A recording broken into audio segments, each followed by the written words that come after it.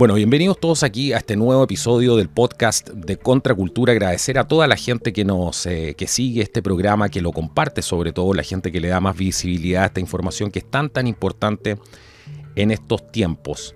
Así que agradecidos por todos, a todos los que comentan, que comparten en sus redes sociales, y que le dan like y que también nos apoyan y hacen posible cada segundo de esta grabación de este extraordinario programa que tengo hoy día con un invitado que probablemente no requiere introducción para muchos de ustedes, pero estoy con Miklos Lukács en directo desde el Reino Unido. Y Miklos, bueno, tiene una trayectoria bastante amplia, ha sido profesor, también es investigador, ha dictado cursos en diversas universidades, tanto en Essex, en Manchester, en Wellington, también en el Perú, y actualmente radica en Inglaterra, así que tiene múltiples intereses, van desde la ciencia, la tecnología, muy metido también con el tema de la inteligencia artificial. Y bueno, va a ser una charla increíble esta entrevista a Miklos Lukács. ¿Cómo estás, Miklos? Bienvenido una vez más aquí a Contracultura. Un gusto tenerte aquí. Gracias por aceptar la invitación. Bueno, Carlos, muchísimas gracias por la invitación. Segunda vez que converso contigo, por lo menos en redes, y un placer también saludar a toda tu audiencia. Bueno, esa es la idea, de que puedas estar más veces aquí para que nos vayas aclarando algunas cosas. Acabas de lanzar un nuevo libro. Un nuevo libro que tiene un título bien sugerente, incluso un poco contracultural, para mi gusto, que me parece genial, y con una portada que realmente llama mucho la atención. Me refiero al libro Neoentes. ¿Qué nos puedes contar de ese libro, que es el propósito de la conversación hoy día? Y también al final, por supuesto, le voy a pedir que nos ponga al día con la situación actual en Perú. ¿De dónde nace este libro Neoentes y qué es lo que pretende comunicar y mostrarle a las personas? Bueno, Carlos, el origen del libro, la génesis, es en abril de 2016. Yo en ese momento era profesor de una escuela de negocios en Perú, ESAN, que es una escuela reputada de negocios en Perú, y resulta que me encontré con la definición de cuarta revolución industrial. De ese momento, entonces, me llamó mucho la atención la definición de ese concepto de cuarta revolución industrial, que hablaba de una fusión de sistemas tecnológicos, biológicos y digitales. Y eso es una manera de presentar la definición del transhumanismo. Entonces, me llamó mucho la atención que una plataforma como el Foro Económico Mundial, que es una plataforma global de líderes políticos, líderes económicos, de líderes de la academia, que se reúnen anualmente desde el año 1973, tengo entendido, en Davos, en Suiza, hayan promocionado y hayan generado este concepto de cuarta revolución industrial, de alguna manera parafraseando lo que era el transhumanismo. A partir de entonces dejé de hacer lo que estaba haciendo porque fue un momento realmente de choque. Y ahí empezó una investigación para tratar de atar los cabos. ¿Qué tenía que ver esta organización y qué tipo de agenda se estaba promoviendo y con qué propósito se quería implementar la cuarta revolución industrial? Finalmente, entonces, aceleró el paso de los años. El producto de esa investigación y de los resultados de esa investigación es el libro, Neoentes, que fue publicado en octubre del año pasado y lanzado formalmente en Monterrey, México, en una gira que yo estaba en ese país. Y bueno, el libro a la fecha ha tenido un impacto muy, muy fuerte, y especialmente considerando que yo no he tenido ningún tipo de promoción de marketing. O sea, mi libro no se ha publicado por una casa editorial grande, por lo menos no hasta el momento. Uh-huh. Es un libro realmente disidente y por eso obviamente también no contaba con los canales formales para poder publicarlo, porque el mensaje es bastante disruptivo. Finalmente, a la fecha he vendido más de 7,000 copias en 31 países. El libro ha llegado a Australia, ha llegado a Cuba, ha llegado a Noruega, países que yo jamás pensé que podían tener presencia. Y el libro trata sobre lo siguiente. El título hace alusión a una nueva entidad, los neoentes. Y por esta nueva entidad me refiero no solamente a nuevas variantes animales que pueden surgir, por ejemplo, a partir de las técnicas de edición genética, donde tienes potencialmente la capacidad de generar nuevas especies, sino principalmente un cambio severo de carácter antropológico, es decir, la ontología del ser humano corre peligro. ¿Por qué?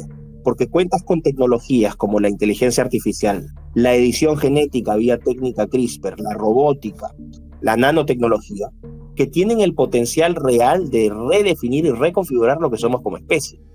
El problema principal que radica de este libro es que inmediatamente se le califica, o la reacción inicial de las personas es calificarlo como una teoría de conspiración, lo cual demuestra un profundo grado de ignorancia de la gente, porque lo que la gente ignora es qué tipo de avances tecnológicos están ocurriendo con estas tecnologías y qué orientaciones se le están dando a estas aplicaciones. Y resulta que en la investigación descubrí, perdón, que muchas orientaciones son de carácter reproductivo. Es decir, se están utilizando estas tecnologías con fines reproductivos. Entonces, cuando yo alusiono a estas tecnologías y el uso que se les puede dar con fines reproductivos, concluyo a través de esta investigación que está debidamente citada, debidamente documentada. Ojo, yo no estoy recurriendo a citas de blogs oscuros, de la Deep Web. Yo estoy recurriendo a citas de la BBC, del Journal of Medical Ethics, de Science, de Nature. O sea, revistas que son, o plataformas de información o desinformación, como uno quiera verlo, que son propias de las plataformas progresistas. Entonces, no se me puede acusar de que yo estoy inventando información. Y lo que concluyo es que este cambio, este potencial cambio antropológico puede darse por una mala utilización de estas tecnologías. Y a eso alude el neoente. Un neoente es una nueva entidad. Ya no es un ser humano. Puede ser un ser real. En caso hipotético, podría ser una quimera, donde combinas, por ejemplo, genes de seres humanos con genes de animales y creas una nueva especie, tipo, no sé, pues el bar de Java en la Guerra de las Galaxias, donde ves a todos estos engendros. Bueno, esos son neoentes. Pero también puedes encontrarlos en el campo digital. Por ejemplo, los bebés Tamagotchi, esta propuesta que ha hecho una profesora de la Universidad de Leicester en Inglaterra, diciendo que con el propósito de controlar, ¿no?, el calentamiento global para evitarlo, lo que deberían hacer las personas en estos momentos es tener hijos digitales. Entonces habla de los bebés Tamagotchi, que son bebés del metaverso. Entonces, esos son los neoentes, nuevas entidades que buscan o que son resultado de una intervención del ser humano para modificar su propia naturaleza y su propia experiencia de vida o condición humana. Bueno, varias preguntas aquí. Lo primero es para la gente que se viene integrando hoy día este nuevo concepto que se llama transhumanismo. ¿Nos puedes definir qué entiendes tú o, según tus investigaciones, cuál sería la definición de este transhumanismo que para muchos es un concepto completamente nuevo y, por supuesto, hay que introducirnos por ahí a este agujero para poder entender esto? ¿Qué es este transhumanismo? Bueno, el transhumanismo es un movimiento cultural, pero también ideológico, filosófico, crecientemente político, como lo expresa, por ejemplo, la formación de partidos políticos transhumanistas que ya existen en los Estados Unidos, en Alemania, en Francia, en Inglaterra. Es este movimiento que busca, mediante la tecnología, mediante aplicaciones tecnológicas al propio ser humano, mejorar, como sostienen ellos, mejorar las capacidades intelectuales, físicas, cognitivas e incluso morales del ser humano. Entonces, lo que estás haciendo aquí es, el transhumanista te dice, el ser humano es una especie que todavía está muy precaria, en estados iniciales de evolución, y lo que podemos hacer con las tecnologías es acelerar el proceso de evolución darwiniana, es decir, el proceso de evolución, el evolucionismo biológico, acelerarlo mediante aplicaciones tecnológicas con fines de mejoramiento de la especie. Ahora, el problema aquí es doble. El primero, según esta definición de los propios transhumanistas, es que se entiende por mejora. Y aquí está el problema, eso es un acto de fe. Tú cuando intervienes o pretendes alterar la naturaleza del hombre o modificarla con tecnología, lo que estás haciendo técnicamente es modificarla, pero tú no sabes si esa modificación va a generar consecuencias positivas o negativas. Por lo tanto, al utilizar la palabra mejora, hay una trampa, porque necesariamente te están diciendo que todas las aplicaciones van a ser positivas. Exacto. Y eso es falso. Ese es el primer punto. Y el segundo, el problema radica en qué se entiende por hacia dónde quieres mejorar. O sea, uno es el concepto y el otro es hacia dónde vas. ¿Qué significa mejora? ¿Quién establece qué es mejor y qué es peor? ¿Qué características son mejorables y qué características son indeseables? Entonces, inherentemente hay un concepto eugenésico. Tú estás hablando de una eugenesia, y la eugenesia significa eu, bueno, gen, origen. Un buen origen, esta es la ciencia que crea Francis Galton, el primo de Charles Darwin, a fines del siglo XIX, esta idea de que puedes mejorar a las especies, no solamente vegetales y animales, sino también al humano, mediante cruza selectiva, vamos a decir. Entonces, hay abiertamente un proyecto eugenésico. Y ya la historia ha sido contundente en este sentido, de probar que los proyectos eugenésicos nunca terminan bien. El caso más popular, discutido por algunos, pero existe evidencia que lo prueba, es que ahí están los campos de concentración alemanes durante la Segunda Guerra Mundial. A eso nos llevó la eugenesia, pero también, siendo fieles a la historia, en realidad las primeras políticas eugenésicas no ocurrieron en Alemania nazi. el primer país del mundo en aplicar políticas eugenésicas abiertamente fue los Estados Unidos. Exactamente. Durante las primeras 3 décadas del siglo XX. Incluso más de 30 estados durante este periodo de tiempo tuvieron políticas eugenésicas que incluían, por ejemplo, esterilización forzada, no necesariamente a personas que se consideraran imbéciles o inferiores intelectualmente, sino que también se consideraba, por ejemplo, que la pobreza era consecuencia de una falta de inteligencia. Entonces, gente pobre también fue esterilizada contra su voluntad, y se estima que más o menos unos 60.000 estadounidenses fueron esterilizados hasta la década de los 60 con estas políticas. También incluía, por ejemplo, técnicas, ¿no?, de investigación, de cómo poder hacer tratamientos en personas menos favorecidas intelectualmente, por ejemplo, personas con retraso, una serie de atrocidades que ocurrieron en los hospitales, crímenes realmente de lesa humanidad. Y finalmente lo que generó esto, ¿no?, una situación en la cual tuviste segregación de la población. El test de coeficiente intelectual, por ejemplo, que hoy conocemos, los famosos test de IQ o coeficiente intelectual, fueron creados en ese periodo con el propósito de diferenciar a los más aptos de los más aptos intelectualmente. Así que ese es el problema que trae el transhumanismo, ¿no? Este componente de optimismo o de tecno-optimismo injustificado, que se basa no en ciencia, sino en ciencia ficción. Y el segundo es inherentemente esta condición eugenésica del transhumanismo que viene aparejado bajo este mantra de la cuarta revolución industrial. Exacto, aquí tenemos algo que es muy importante y muy interesante, porque hacia dónde nos quieren llevar con esto, ¿cierto? Están hablando de una mejora. También nos están hablando de que quieren convertir al hombre en un dios, ¿cierto? Todo este tipo de conceptos ya están apareciendo hace bastante tiempo. ¿Hacia dónde crees tú que va esta supuesta, vamos a decir, mejora entre comillas? ¿Hacia dónde nos quieren llevar con esto? Aquí es donde viene mi ¿no? Y esto es producto, quiero resaltar algo, y no es un ejercicio de autoadulación, pero quien escribió el libro, o sea, yo tengo una formación científica seria, sólida, tengo un grado doctoral en Inglaterra, o sea, yo no soy un entusiasta, un youtuber que se ha dedicado a investigar cosas y a escribir un libro. O sea, detrás de esto hay un procedimiento metodológico riguroso, hay un enfoque metodológico riguroso, y también hay rigor en la recolección de la data, la discriminación de la data. O sea, el mío es un trabajo profesional de un académico, de un investigador. O sea, un PhD lo que hace es investigar, ese es su oficio. Así que quiero dejar en claro acá que no soy ningún entusiasta, sino que soy un profesional dedicado a la búsqueda de la verdad, o por lo menos de tratar de darle sentido con rigor, con seriedad y con originalidad a los problemas que hoy encontramos. Dicho esto, lo que yo planteo en la investigación, después de haber leído mucho, haber investigado, reflexionado, es que hay un componente doble. Lo que hoy estamos viendo, lo que yo defino, por ejemplo, como la agenda del arco iris, ¿no? Bajo esta plataforma política que algunos conocen como el progresismo, lo que es el progresismo, ¿no? Que es este movimiento que se origina en los Estados Unidos a fines del siglo XIX. Es un movimiento que luchaba también contra los grandes poderes económicos de la época, con los grandes millonarios de la época, como los Rockefeller, los Cornelius Vanderbilt, Jay Gould, Stanford, todas estas gentes que generaron universidades, etc. Lo que buscaba era una reforma económica, política, social y cultural, utilizando como medios de reforma principalmente la ciencia y la tecnología. Esto es muy importante entender. El progresismo es un movimiento que busca la reforma en todos sus sentidos, utilizando como principales instrumentos de cambio la ciencia y la tecnología. Bueno, teniendo esa semilla en los Estados Unidos a fines del siglo XIX, lo que termina sucediendo es que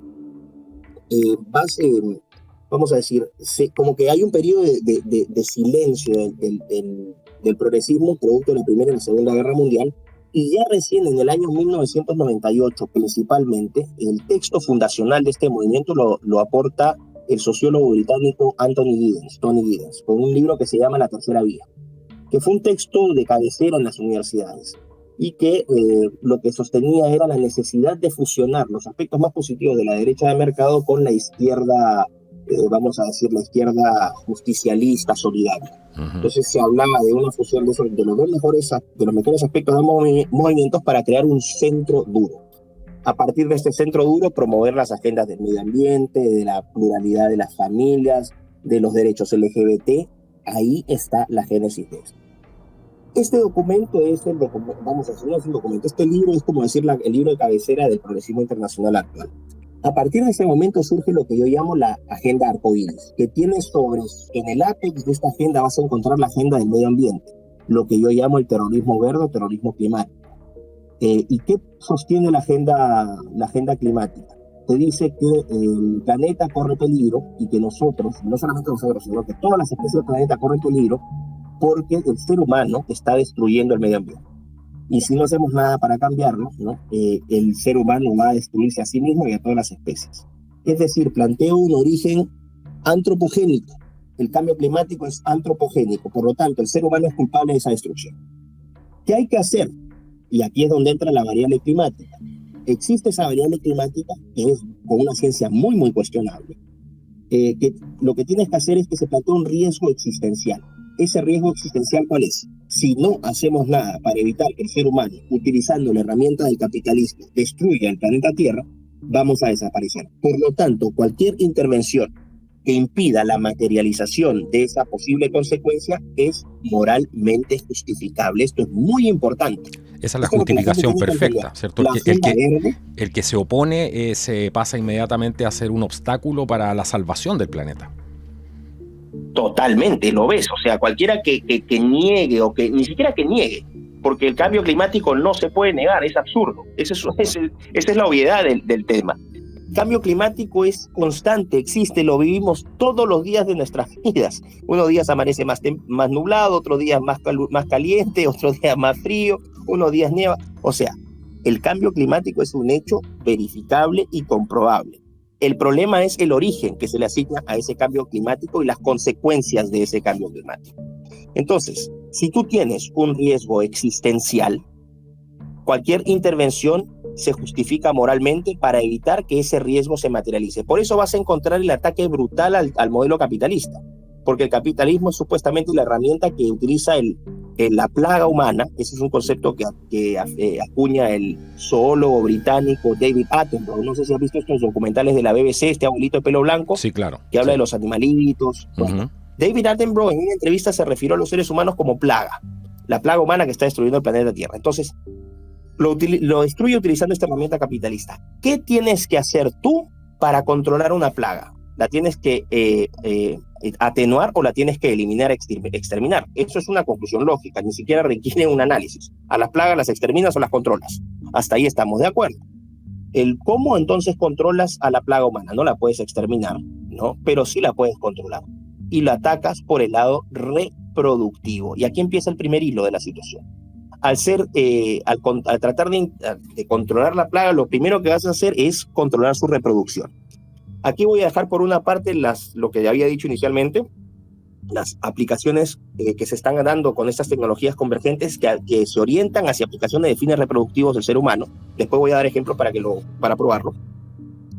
Pero también lo que estás haciendo es, vamos a decir, generar esta situación donde tienes que controlar esta población. Y ahí es donde intervienes con ciertas políticas, todas orientadas al control demográfico. Por lo tanto, esta idea de que no solamente vamos a mejorar a la especie, sino que vamos a disminuir los números en nombre del planeta, vamos a ser menos, pero los menos también vamos a ser mejores.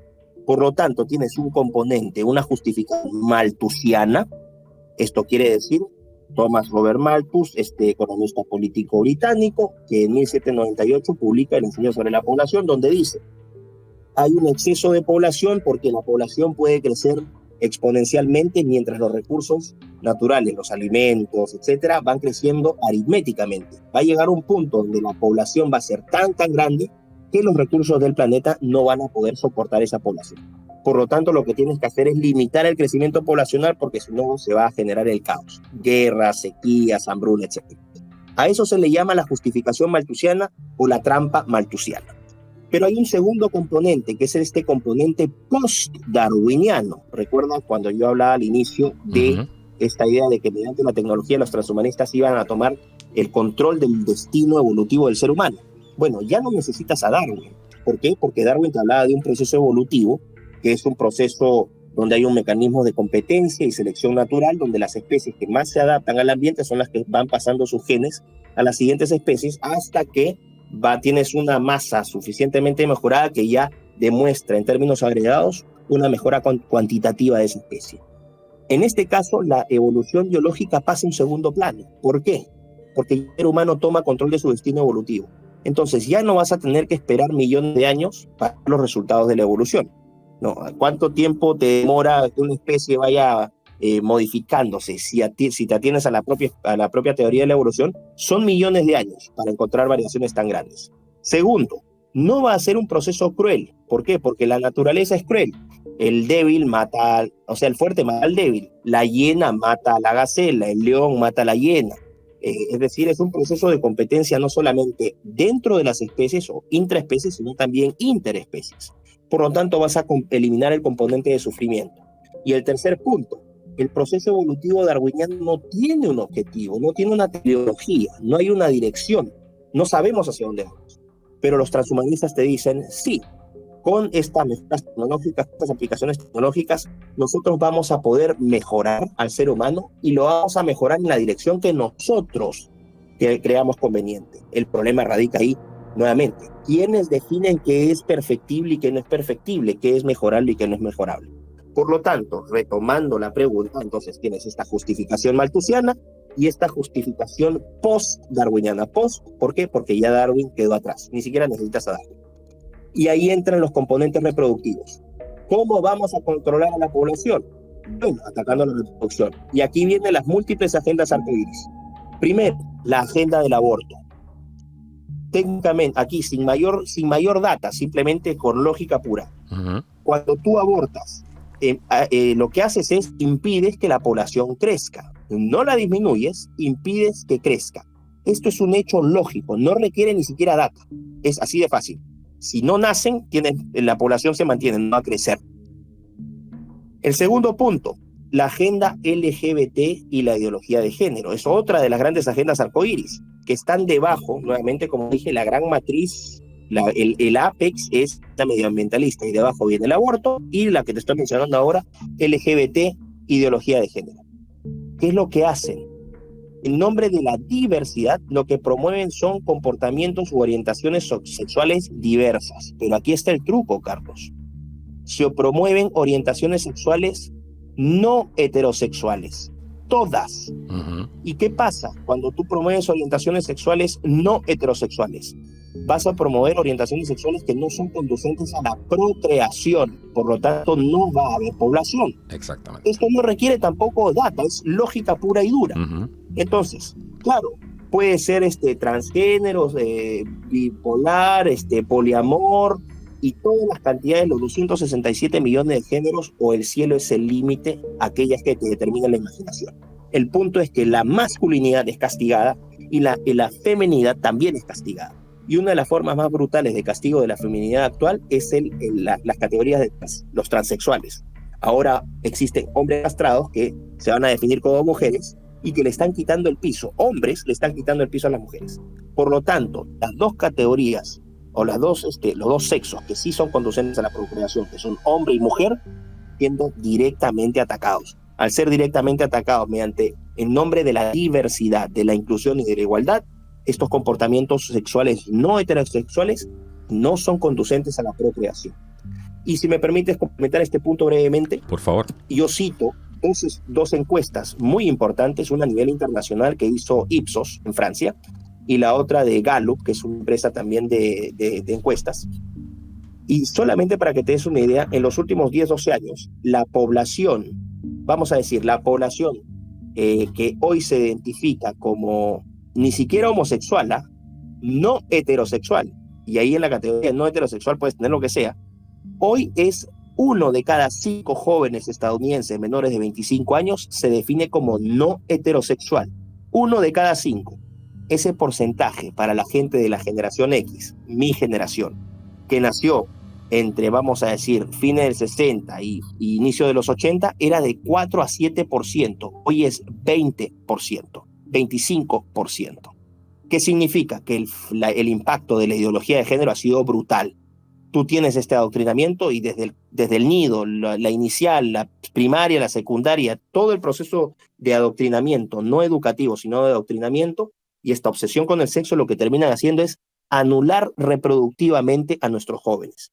Pero lo hacen de una manera muy sutil. No es que van y los llevan a campos de concentración. No, los adoctrinan de tal manera que los jóvenes se autoanulan reproductivamente tomando estos comportamientos sexuales diversos. Nuevamente, pregunto, ¿es acaso no comprobable lo que estoy diciendo? ¿Es no comprobable el hecho de decir que los comportamientos sexuales no heterosexuales no conducen a la procreación, ergo no aumenta la población? Nuevamente, ahí tienes otro elemento. Tercero, el feminismo. El feminismo no es el empoderamiento de la mujer, ese es el discurso. El feminismo lo que hace es castigar el comportamiento sexual del hombre. Ese es el fin del feminismo. Y aporto evidencia muy amplia y fácilmente verificable. Todos estos casos donde hoy las mujeres empoderadas no quieren saber nada de los hombres heteropatriarcales. ¿Y qué es lo que están haciendo? A los jóvenes hoy casi ni siquiera pueden acercarse a las chicas, o tienen que tener mucho cuidado, porque ahora incluso cualquier vista, ¿no? Si un hombre ve a una mujer ya es considerado acoso. Puedes ir a la comisaría y reclamarle al policía que te están acosando sexualmente por haberte visto, o por cualquier interpretación arbitraria que esa chica adoctrinada pueda tener. Y ya hay casos de muchachos que han sido metidos presos, de hombres que han sido metidos a la cárcel, simplemente por el testimonio de mujeres, que en muchos casos son mentiras, de supuestos casos de abuso sexual o de acoso sexual. ¿Qué es lo que terminas haciendo? Si el hombre no se puede acercar a la mujer, porque legalmente se lo impiden, porque tiene temor, entonces lo que tienes es falta de procreación. Un hombre que no se acerca a una mujer no pueden tener una relación, no hay sexo, no hay procreación. Puro y duro. Después vas a tener una cuarta agenda, que es el animalismo o el especismo, que es esta propuesta que sostiene que el ser humano no es moralmente superior a los animales. Esto es muy importante.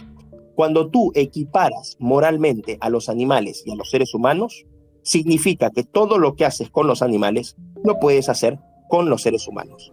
No sé si han visto estos videitos en YouTube o en las redes sociales donde aparecen estos animalitos, ¿no? Un tigre lamiéndole la cara a un perrito porque son amigos, o un pollito jugando con un gato porque también son amigos, y estas músicas de fondo que te dicen, los animales nos enseñan a ser más humanos, son más nobles que nosotros. Bueno, lo que estás haciendo ahí sutilmente es hipersensibilizar a la juventud, idiotizarla completamente. El mensaje es, mira, los animales son moralmente superiores a los seres humanos porque ellos sí se quieren, y nosotros somos unos salvajes que están destruyendo el planeta. Esto obviamente el impacto en un adulto va a ser distinto al impacto que puede tener en un niño o en un adolescente. Es así como los estás atacando y los estás hipersensibilizando. Entonces, el peligro es que cuando rebajas moralmente al ser humano y aumentas moralmente al animal, lo que terminas haciendo es humanizar al animal y deshumanizar al ser humano. Abres la puerta ahí abiertamente a lo que es este concepto de neoentes. Súmale el contenido tecnológico. Y finalmente, la eutanasia, que es muy similar al principio del aborto, ¿no? Que finalmente es la cosificación del ser humano. Al ser humano lo tratas como un ser desechable, como una cosa prescindible, ¿no? Entonces, lo que vas a hacer con la eutanasia es, aquí sí vas a disminuir la población, porque vas a generar todo un marco legal y un marco de políticas públicas que canalicen la autoeliminación. En Canadá ya se aprobó una ley, en países como Holanda y Bélgica ya tienen legislación al respecto, sí, claro. Y hay otros que van a venir en camino. O sea, mátate, ¿por qué no sirves? Exacto. Ahora, hay un punto que me parece muy interesante, no sé qué visión tienes tú de eso, pero dentro del cambio de rol, ¿cierto?, que le están dando a la mujer, que tiene la capacidad, ¿cierto?, la capacidad de dar a luz. ¿Tú crees que esto va también hacia que el Estado controle absolutamente la reproducción humana, pero ya a nivel utilizando máquinas para poder hacer esto? Porque hemos visto que ya se están trabajando en algunos estos wombs, ¿cierto?, los úteros artificiales, y da la impresión de que todo eso va para allá, y tratar de criminalizar de alguna manera a la mujer que va a dar a luz, según mi interpretación, da paso a que el Estado finalmente lo controle todo, y que de aquí a 100 años más a lo mejor las mujeres ni siquiera se acuerden de que podían dar a luz de manera natural. Uh-huh. Mira, acá hay una cuestión a dos niveles. En primer lugar, el poder real del Estado. Sí, los estados a nivel, por lo menos en Occidente, están siendo utilizados como aparatos de represión y de censura, y cada vez de coerción y de limitación de libertades. Los estados ya no sirven los intereses de los ciudadanos, sino que sirven los intereses de, vamos a decir, de estructuras de poder superiores, entre ellas, por ejemplo, foros internacionales como el Foro Económico Mundial. Y aquí entra otra tesis, ¿no? Cuando yo planteo, ¿dónde surge ese poder? ¿Quién tiene ese poder? Y no es difícil demostrarlo. Tienes a los llamados filántropos. Al tope de la cadena vas a encontrar a los filántropos, ¿no? Estas personas con muchísimo dinero que siempre, entre comillas, donan dinero por causas humanitarias. Lo que están haciendo realmente es privatizar el poder político a través de su poder económico. Entonces tú no estás haciendo nada ilegal cuando le pones $1.000 millones de campaña, ¿no? Para gasto de campaña a un candidato y no le pones a otro. No hay nada ilegal. Es profundamente inmoral, pero no ilegal. Lo que estás haciendo es que utilizas ciertos partidos políticos para privatizar el poder y para canalizar tus intereses como, vamos a decir, no necesariamente como individuo, porque acá sería un error decir que solamente es Gates o solamente es Soros. No, esas son tonterías. El mundo es demasiado complejo como para reducirlo a dos actores que por más poder que tengan, ninguno solo podría. Lo que sí tienes es una coalición, lo que yo llamo una coalición dominante, utilizando un concepto de la teoría política o de economía política que acuñó el Premio Nobel de Economía Douglas North, que es este concepto de órdenes de acceso abierto y órdenes de acceso cerrado. Bueno, no voy a entrar en la teoría ahora porque eso lo pueden encontrar en el libro, pero North acuña el concepto de coalición dominante, que es un conjunto de facciones con intereses en común que deciden dejar de pelear o competir por rentas de poder, rentas económicas o poder político que fusionan, o vamos a decir, que alinean intereses, y que en este conjunto son capaces de generar una verticalización y una concentración del poder político. Entonces no es que sea un millonario, solamente un filántropo, sino que vas a tener varios. ¿Dónde se ubican estos?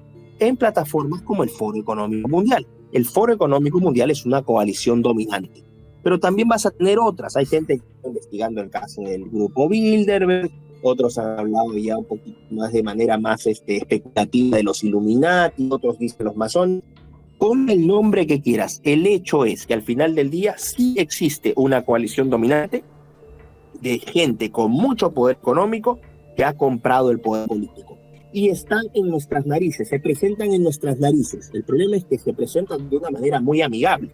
Y la gente no entiende y no sabe que son precisamente esos sujetos los que están a la cabeza de esta estructura de poder que promueve, qué curioso, todas las agendas del arco iris. Fíjate en todas esas plataformas, todas de manera militante promueven la protección del medio ambiente, la salud reproductiva y el derecho de la mujer a abortar, los derechos de las diversidades de los LGBT, el respeto a los animalitos, el feminismo empoderador de la mujer y la eutanasia.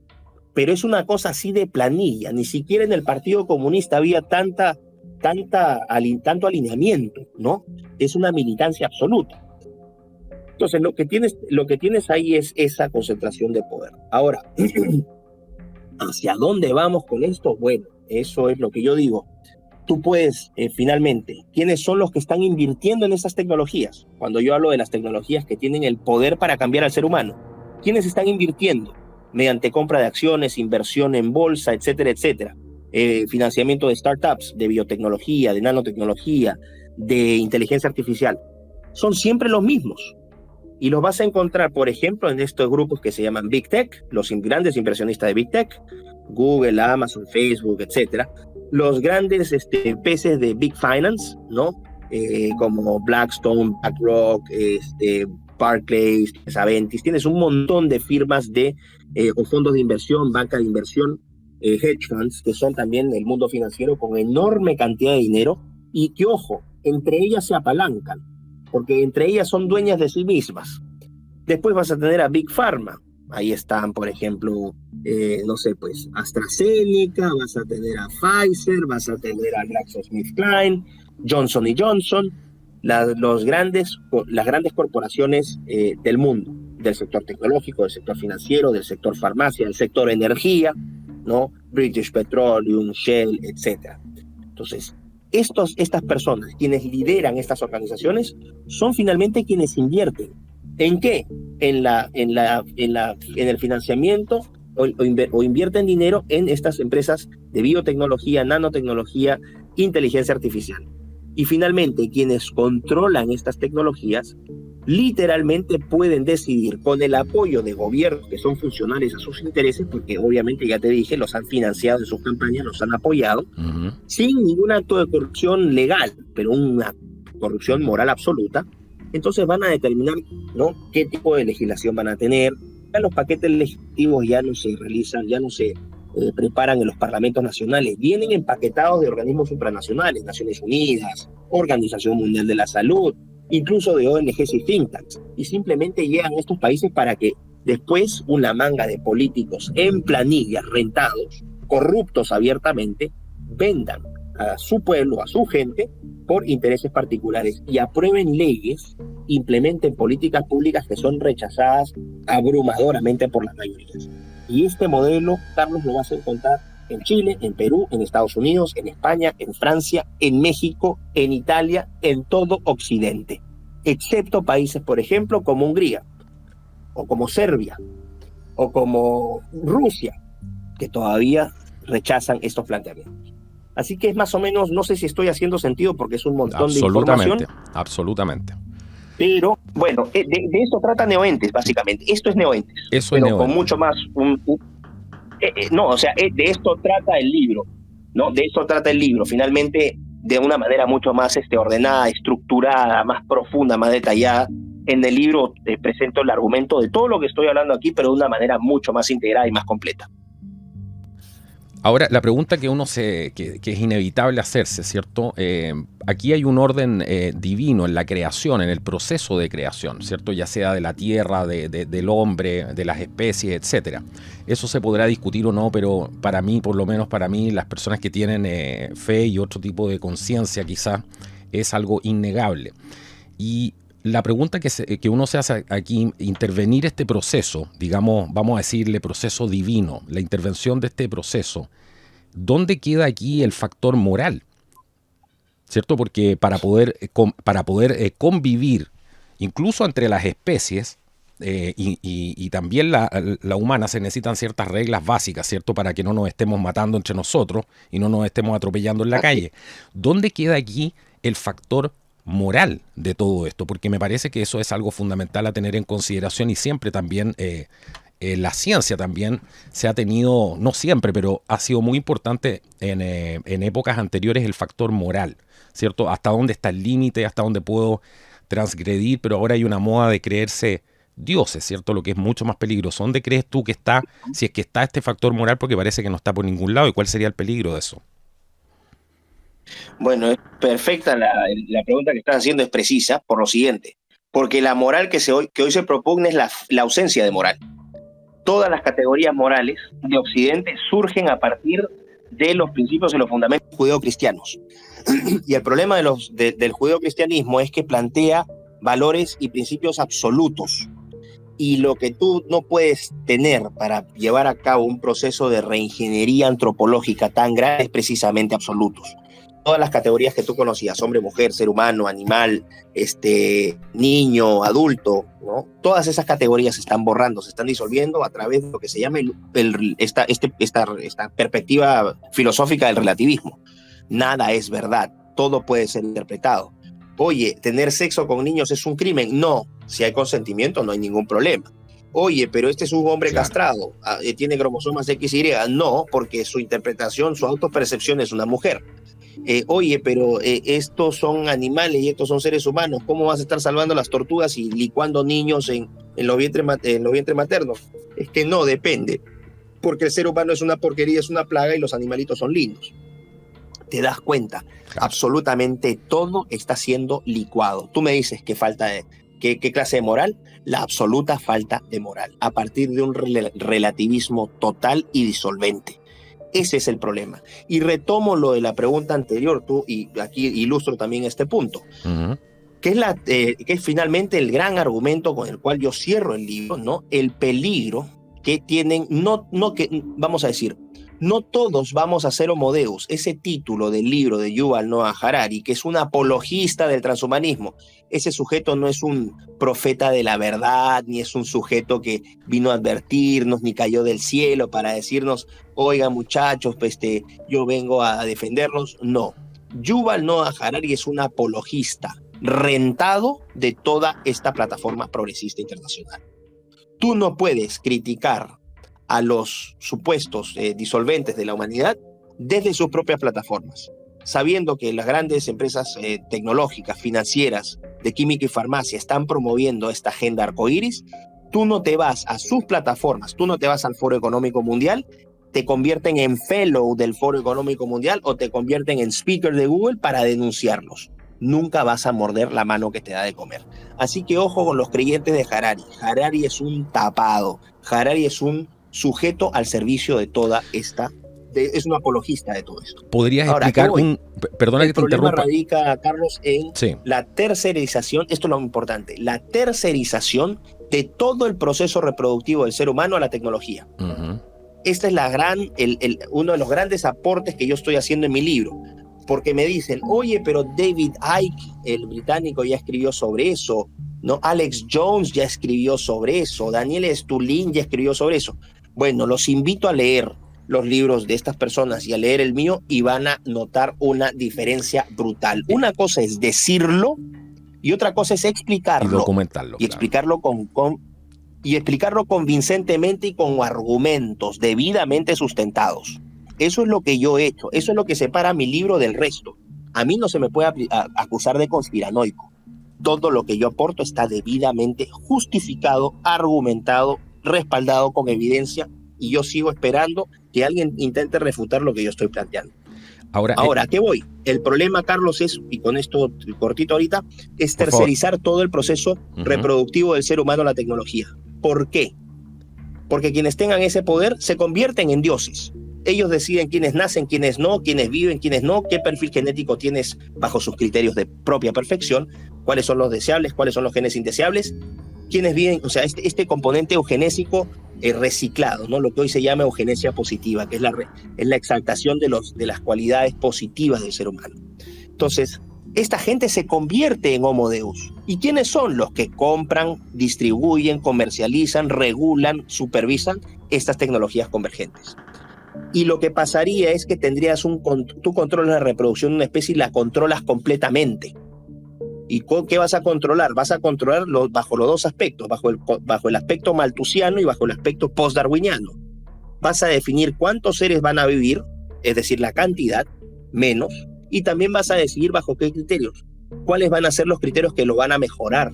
¿Entiendes esa conexión directa ahora entre las tecnologías actuales y los fines reproductivos que tienen? Ahora me dicen, pero tú estás especulando. Bueno, dígame si estoy especulando cuando digo, por ejemplo, que ya existen úteros artificiales. Cuando digo, por ejemplo, que la Universidad de Eindhoven y la Universidad de Twente, con financiamiento de la Unión Europea, 12 millones de euros, están ya fabricando o preparando úteros artificiales para seres humanos. Claro, los presentan con fines de, cuando nazcan niños prematuros, los vamos a cuidar.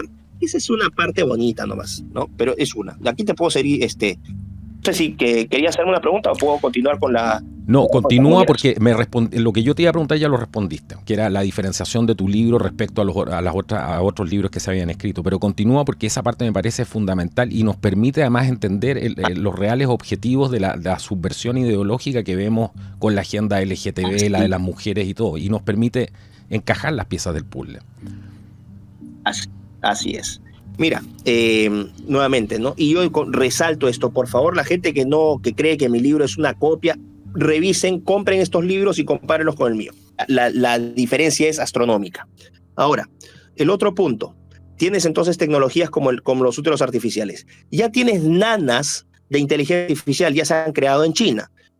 Sistemas de inteligencia artificial para monitorear el crecimiento de los bebés, es decir, el bebé ya no va a tener el contacto con la madre, sino que va a ser puesto en una incubadora y a través de modelos de algorítmicos o de inteligencia artificial se van a regular sus funciones vitales, su alimentación, regular el acceso a alimentos, etcétera, etcétera, la composición de sus alimentos, etcétera, etcétera.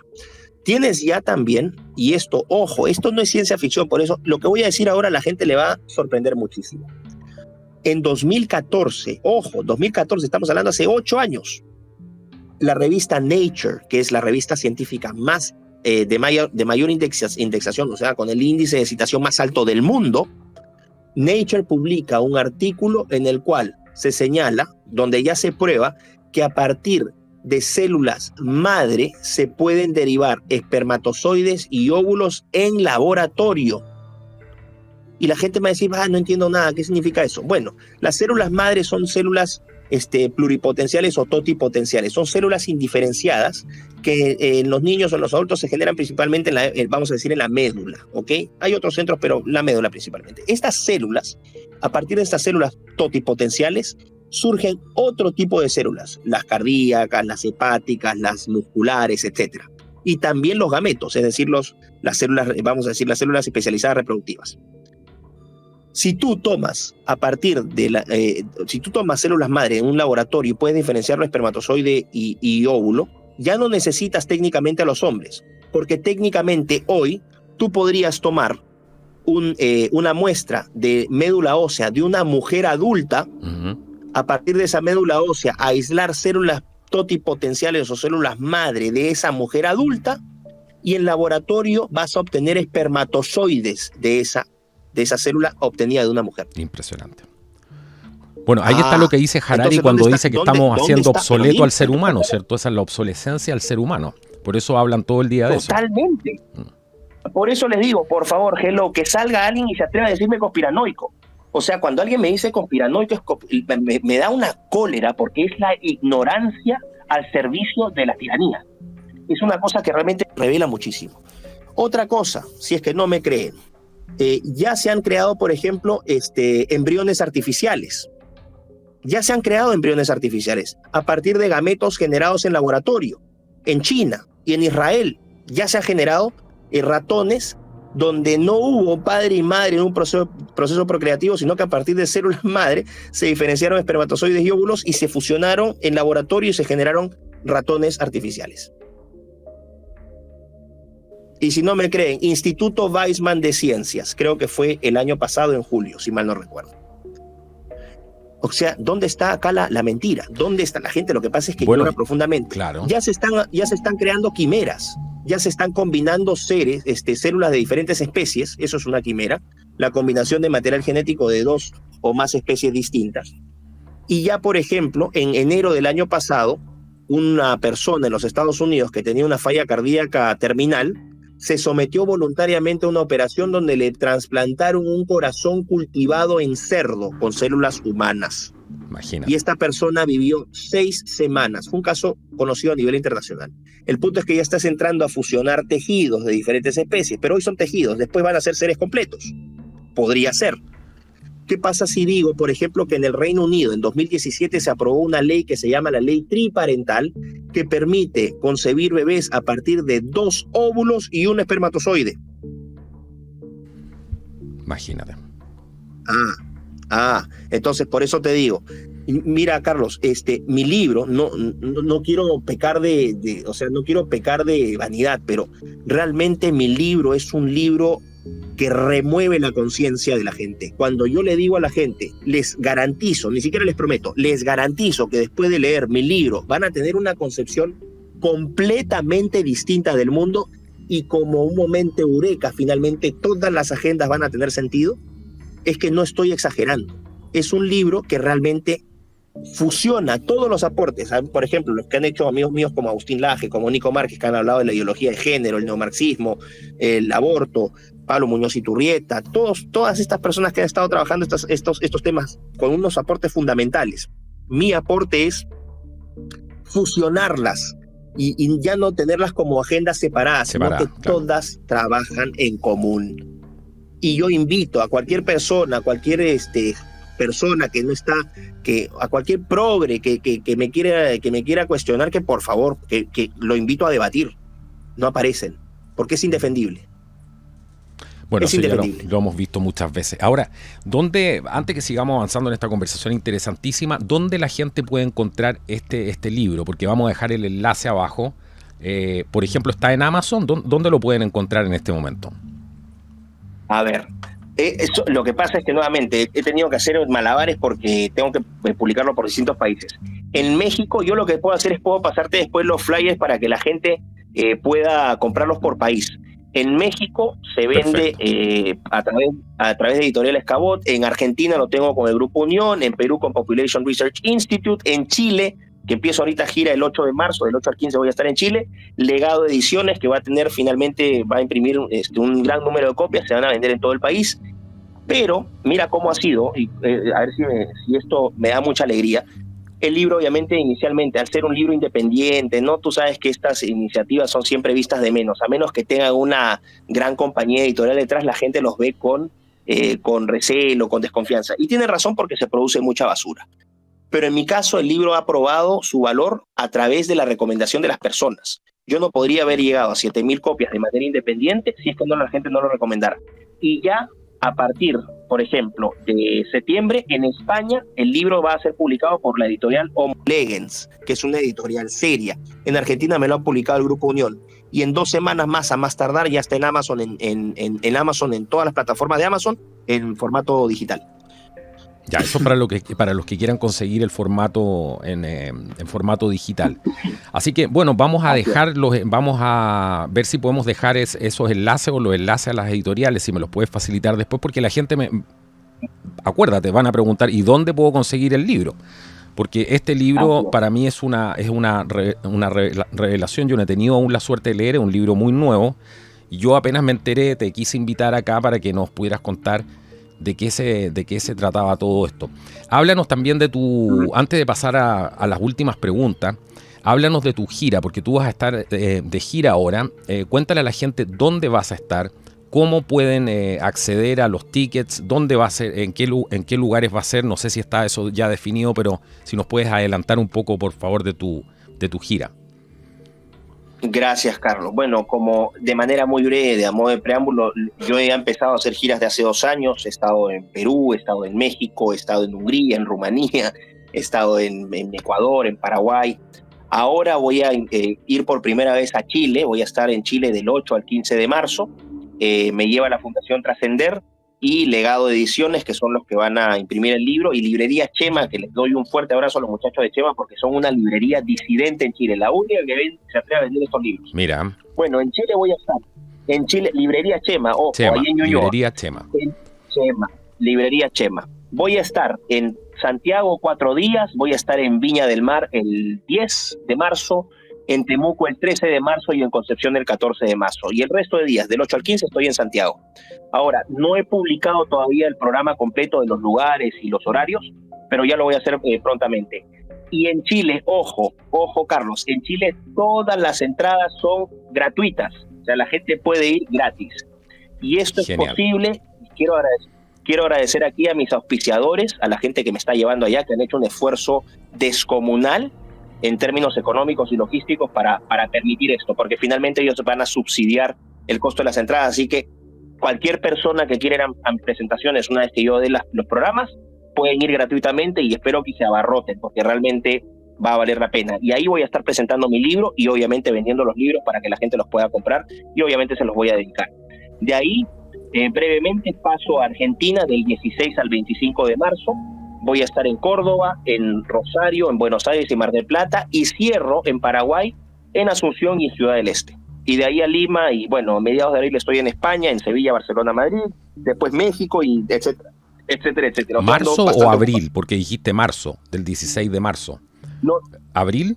En Chile, no, en Chile voy a estar, como te dije, del 8 al 15 de marzo, en Argentina del 16 al 25 de marzo, Perfecto. En Paraguay del 26 al 31 de marzo y en España del 12 al 14 de abril. Perfecto. ¿Dónde vas a publicar la lista? Porque es importante que nos puedas dar ese dato. ¿Dónde vas a publicar la lista con el itinerario y dónde la gente te puede ir a ver para adquirir este libro, para escuchar esta charla? Y además para alguno que se quiera llevar el libro autografiado, ¿dónde nos podemos mantener al día con el itinerario?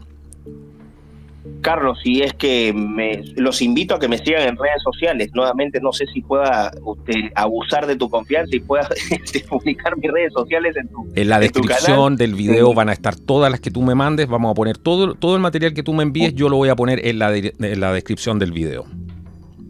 Lo agradezco muchísimo, hermano.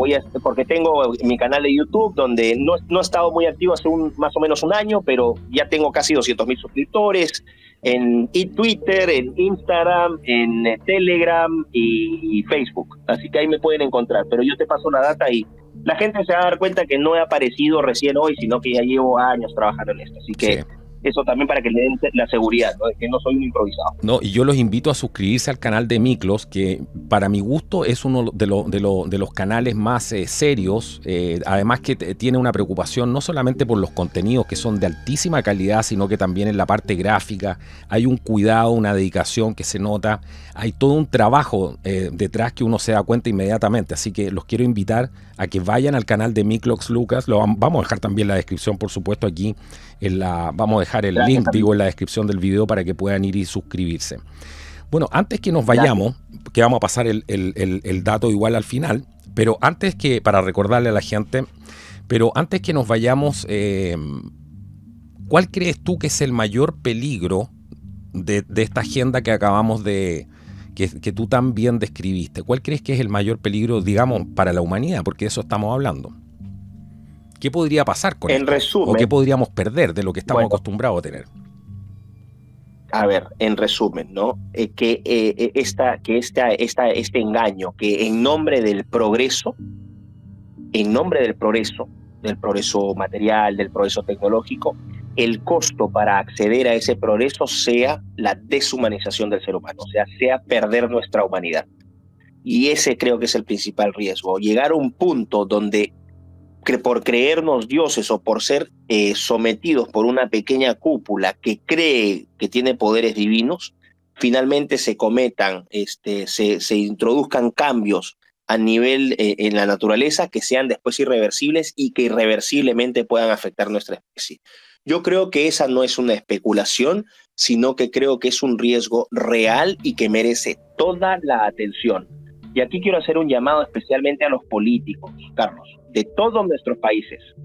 Ojo, que por su ambición, por su falta de visión, por su cobardía, finalmente lo que están haciendo es promover por conveniencia, por interés o por cobardía, una agenda que los va a terminar destruyendo también a ustedes. Que los políticos sean conscientes de la clase de basura que están promoviendo en sus parlamentos, aprobando todas estas porquerías que están disolviendo a nuestros niños, a nuestros adolescentes, a los seres humanos en general. Y también un llamado de atención a la gente. La gente siempre está esperando que otros hagan las cosas por ellos. Y dicen, yo no puedo hacer nada, voy a esperar a que... No, ¿qué podemos hacer? Bueno, empiecen por defender la verdad, protejan a sus hijos, organícense, salgan a protestar si es que les quieren imponer materiales educativos que no son educativos, sino que son materiales que envenenan el cerebro de nuestros niños. No es posible que niños de 7, 8 años tengan que ser expuestos a material casi pornográfico en nombre de la diversidad y la igualdad. No tenemos por qué soportar a enfermos mentales y a depredadores sexuales que hoy quieren hacer pasar la pedofilia como algo normal. Es nuestro deber, es nuestra obligación como padres, como seres humanos, defender a los más débiles, defender a los más indefensos. Y así, aquí sí yo apelaría a la lección que sí nos podrían dar los animales. Cuando una leona ve que sus cachorros están en peligro, da la vida por esos cachorros. Lo mismo tiene que pasar con los seres humanos. Bueno, más claro imposible. Ahora, eso es una reacción natural, ¿cierto? Digamos, instintiva. ¿Qué crees que está pasando con el ser humano que no está conectándose ni siquiera con ese instinto más básico que es defender lo suyo? No solamente sus hijos, sino que aquí estamos hablando de la integridad del código genético humano, porque eso al final, entre muchas otras cosas, es una de las cosas más importantes que está en juego. Claro, lo que tienes abiertamente es una posición... Y esto es terrible porque es generacional, lo estás viendo cada vez en las generaciones más jóvenes. Producto de esta deshumanización del ser humano, que también abarca lo espiritual, es decir, esta idea de que lo religioso, lo espiritual no tiene valor y que finalmente somos todos solamente materia y que cuando nos moramos no va a pasar nada, simplemente vamos a ser átomos. Esta idea de que gradualmente se está instrumentalizando o cosificando al ser humano. y también este hiperindividualismo disolvente, ¿no? Esta idea de que somos sujetos de derechos, que no tenemos deberes y que vamos a ser víctimas de alguien, que nosotros no tenemos la culpa de nada, no aceptar o asumir responsabilidades, y que siempre va a haber un autor y un oprimido, todas estas dicotomías, ¿no? Esta dialéctica hegeliana que Marx se reduce a lo que es la lucha entre el capitalista y el proletariado, que pasa a ser hombre-mujer, homosexual-hétero, niño-viejo, viejo nuevo, blanco-negro, etcétera, etcétera. Ese creo que sería el problema, ¿no? ¿Hacia dónde vamos como sociedad? No lo sé. ¿Qué caminos tenemos que tomar? O sea, sería muy difícil, sería muy arrogante de mi parte decir, bueno, ¿sabes qué? Tenemos que hacer esto. No lo sé. La gente, en base a la información que uno aporta, puede ir, vamos a decir, tomando su propio camino, organizándose para dar respuesta a esto. Pero básicamente eso. O sea, quiero volver a la pregunta que era lo que que me perdí un poquito, la última parte. No, la última parte era, en realidad, ¿qué crees tú que es lo que nos llevó a perder ese instinto? Ese instinto, porque antes esto se daba por hecho, ¿cierto? Si nos ponían una agenda como la que están poniendo, que obviamente no es abierta, ¿cierto? Porque es una de las grandes características, no te la muestran, no te muestran abiertamente lo que quieres hacer, porque si lo hicieran, lo rechazarías de inmediato. Entonces, ¿qué crees tú que llevó a que se perdiera toda esta, la humanidad en el fondo? Si es humanidad y también esta apatía general que hay, ¿cierto? De preocuparnos solamente de nosotros y no ver lo que pasa al lado. Bueno, creo que el aumento de la calidad de vida material sirvió de mucho. El aumento de las comodidades, el ser humano se volvió cada vez más cómodo, más flojo, empezó a depender más de terceros, de tecnologías, dejó dormitando su espíritu de supervivencia, su instinto, y sumado obviamente a esta corriente relativista, a esta corriente utilitarista, materialista, cientificista o cientifista, ¿no? Que ya reemplaza a Dios y coloca como objeto de adoración a la ciencia y a la tecnología como objetos de adoración. Believe in science, cree en la ciencia, ¿no? Si es que sin la ciencia no vamos a llegar a ninguna parte, sin la ciencia es imposible descubrir las verdades. Eso también creo que nos llevó a este estado. La hiperindividualización, o sea, esta idea de que nosotros somos el centro del universo, que todo tiene que ser en función de nuestro placer, de nuestro bienestar, y que lo demás no existe, lo que termina hiperfragmentando sociedades, debilitando el tejido social. Creo que todo eso ha contribuido a la situación en la cual nos encontramos. Mira, finalmente yo te quiero llevar al punto del Perú, un país al que yo le tengo mucho, mucho cariño, porque tengo lazos con el Perú, familiares, profundos, y a ti te toca ir permanentemente, no sé qué tan seguido, pero te toca ir permanentemente al Perú. ¿Cuál ha sido tu sensación de los últimos acontecimientos que están pasando en tu país? Bueno, no es ajeno a lo que ha ocurrido en otros países. Finalmente, cuando este trabajo a mí me permite, ¿no? El hecho de viajar y estar expuesto a diferentes realidades, me permite notar cosas en común, patrones muy similares de modus operandi, ¿no? De este progresismo. Lo que tienen en Chile hoy con Boric es lo que nosotros tuvimos con Pedro Castillo, lo que tiene Colombia con Petro, lo que tiene Brasil con Lula, México con AMLO, Estados Unidos con Biden, Canadá con Trudeau, etcétera, etcétera, ¿no? Finalmente, ¿qué es lo que estás teniendo? Esta división entre izquierdas y derechas es artificial. Ya no estamos en función de agendas de izquierda y derecha. Eso es solamente el discurso para mantener ocupada y distraída a la población. Lo que hoy tienes, Carlos, es, sea políticos entre comillas de derecha o sea políticos entre comillas de izquierda o comunistas, lo que tienes es un impulso común de la agenda arcoíris, de la agenda progresista. Esto que quede clarísimo. Ya no estás hablando de modelos económicos y políticos del siglo XX, que cada vez la tecnología está siendo obsoletos. Porque, por ejemplo, el concepto de libre mercado, el concepto de democracia corren peligro real de ser irrelevantes cuando tú asumes, por ejemplo, la instalación de sistemas de inteligencia artificial a los cuales tercerizarías toda la toma de decisiones. Se acaba el libre mercado, se acaba el Estado, se acaba la democracia. Tú ya no eliges, tú ya no compras, todo lo van a hacer los algoritmos. Entonces, seguimos enfrascados en disputa de izquierda y derecha, que es para mantener ocupadas y embrutecidas a las masas. Pero la clase política, sea de derecha o sea de izquierda, salvo contadas excepciones de ambos lados del espectro, políticos individuales valientes, están completamente o son parte de esta coalición dominante. Vienen a ser los caciques, ¿no? Si es que hablamos en términos virreinales, son los caciques locales que utilizan los aparatos estatales locales para supervisar, implementar y controlar y sancionar la agenda estándar, que es la agenda arcoíris, que viene de organismos supranacionales, que a su vez están coludidos con o sometidos a agendas, ¿no? Tipo Foro Económico Mundial, de organismos supranacionales que no tienen un poder político legítimo y representativo. Eso es lo que estás teniendo. Entonces me dices, ¿qué es lo que pasa en Perú? Lo que pasó en Chile. Revueltas llevadas a cabo por delincuentes pagados que empezaron a generar disturbios, caos social, una prensa totalmente corrompida que trata de poner siempre a los disidentes de toda esta basura como criminales, y a toda la escoria política, a todos los peores elementos de la sociedad que hoy ocupan puestos políticos en nuestros países, a eso los ensalzan. La idea es poner a imbéciles en el poder de turno que solamente sean serviles a la agenda, que nunca cuestionen lo que se les dice, que lleven a cabo a rajatabla todo lo que se les dice. Y por eso vas a tener la calidad de políticos que tenemos en todos estos países, no solamente en la presidencia, sino también en los parlamentos, en los ministerios. Lo peor de las sociedades de nuestros países, los peores elementos.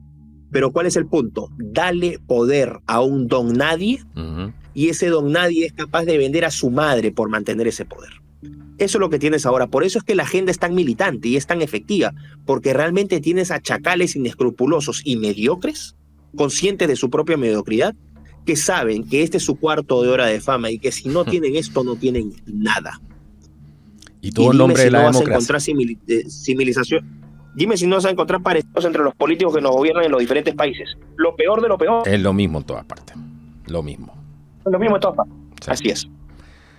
Bueno, amigo mío, yo te quiero agradecer tremendamente por tu espacio, por tu tiempo, por acompañarnos hoy día acá y nutrirnos a todos con tus conocimientos y ponernos al alcance, agradecerte desde ya este libro que has escrito que nos pone al alcance de todo este conocimiento, todo este tiempo que me imagino que te tomó poder realizar esta obra. Y como te digo, vamos a dejar todos los links abajo que podamos para que ustedes puedan acceder a este material imperdible y también para que puedan ir a estas charlas, a esta gira, independiente del lugar donde estén, y si están cerca y pueden acceder, bueno, no se lo pierdan porque realmente es algo revelador, es de esa información que te destapa la cabeza. Muchísimas gracias, Miklos, por haber estado hoy día aquí en el podcast de Contracultura. No, Carlos, muchísimas gracias a ti por la invitación, por tener acceso a una plataforma tan grande y tan influyente como la tuya. A toda la gente que nos ha escuchado, mil gracias. Y sí, simplemente decirles que es, nuevamente cerrando, para mí, Neoentes es el resultado de un trabajo original, riguroso, serio, responsable de más de 6 años de investigación, y que me siento muy orgulloso del producto final. Es un libro de muy fácil lectura, la gente se va a sorprender porque no es que solamente hable de transhumanismo, de hecho el transhumanismo es solamente un capítulo de 6, sino que también hablo sobre el concepto de ser humano, hago un repaso de la filosofía antropológica, hago un repaso histórico de la idea del progreso, es decir, pongo un contexto muy muy amplio para que la gente pueda entender hacia dónde va todo. Y todo lo he concentrado en poco más de 200 páginas, así que el libro se les va a hacer muy rápido, lo van a leer como una novela. Realmente es un libro del cual me siento muy orgulloso y creo que en eso radica su éxito, que cualquier persona lo puede entender. Bueno, ahí lo tienen, Neoentes, el nuevo libro de Miklos Kloukas, que es un honor haber tenido la posibilidad de poder compartir con ustedes parte, al menos su visión de lo que significa esta nueva obra, este nuevo trabajo que le ha tomado tanto tiempo desarrollar. Bueno, ya sabes, comparte esta información, es sumamente importante que tú también puedas hacer tu parte en la medida de lo posible y puedas compartir esta información, compartir también este nuevo libro de Miklos y por supuesto suscribirte al canal si es primera vez que estás acá. También si nos quieres apoyar puedes seguir económicamente, puedes seguir nuestros links abajo en la descripción del video, te vamos a estar tremendamente agradecidos. Esto ha sido el podcast de Contracultura, que Dios los bendiga y que sea hasta un próximo episodio. Hasta la próxima. Nuestro trabajo se financia de manera independiente gracias al aporte de nuestros suscriptores y de la gente que valoriza nuestro trabajo. Es muy probable que si nos has apoyado económicamente, si has compartido el video, le has dado like, tú seas parte de cada segundo de lo que acabas de escuchar. Pero lo más importante para nosotros es poder tener un apoyo mensual consistente, y por eso hemos creado un sistema de membresías al que puedes acceder para apoyarnos desde solo $5 mensuales o 3.500 pesos chilenos, para que podamos seguir haciendo contenido como este y seguir manteniéndonos independientes. En la descripción del video vas a poder encontrar todos los enlaces para poder apoyarnos y también para poder entrar en nuestro sistema de suscripciones en www.contraculturatv.com. Muchísimas gracias y gracias por tu apoyo.